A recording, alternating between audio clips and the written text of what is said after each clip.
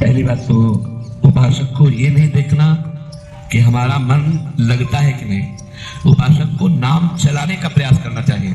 पहला प्रयास नाम चलाना है। दूसरा, हमारा जो मन नाम जप के समय बहुत भूत भविष्य की बातें सोचता है, व्यर्थ की बातें सोचता है, पाप की बातें सोचता है, उनका कोई भी प्रभाव मन पर नहीं पड़ेगा। वो सब डिलीट हो जाएंगे, क्योंकि नाम चल रहा है।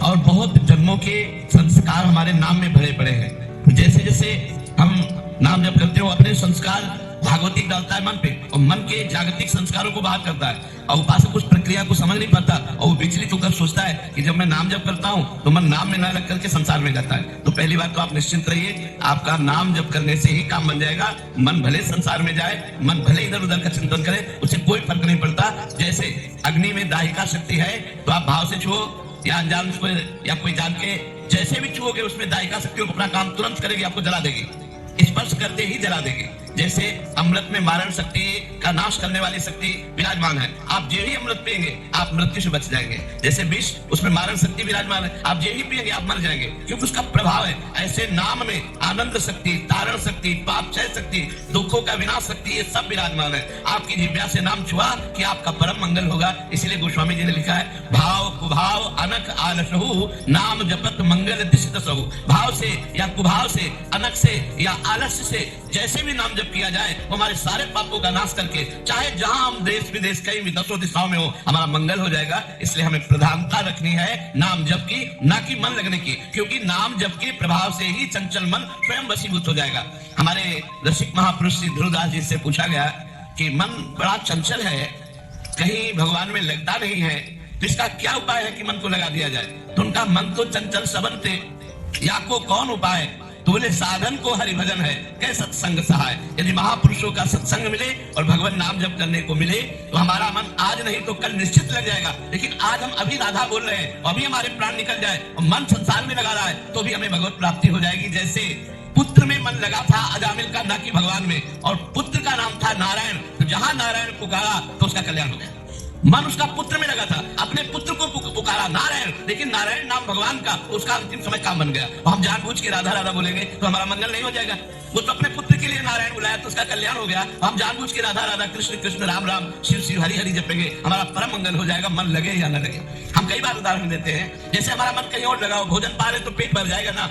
ऐसा तो नहीं है कि मन नहीं लगा तो हमारा पेट भरा नहीं, हमारा तो पेट भर जाएगा ना। ऐसे ही हम नाम जप कर रहे हैं, मन लगे न लगे, संसार से वैराग्य, भगवान से अनुराग और अपने स्वरूप का बोध, तीनों एक साथ होता चला जाएगा। जब अधिक नाम जप करोगे तो अनुभव में आ जाएगा। इसलिए सबसे प्रार्थना है, पहली बात, शराब मत पीजिएगा।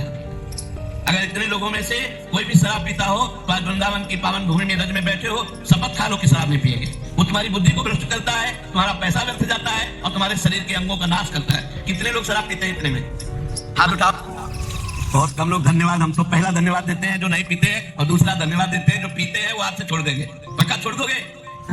छोड़ दोगे? हाँ, पहली बात शराब नहीं पीना।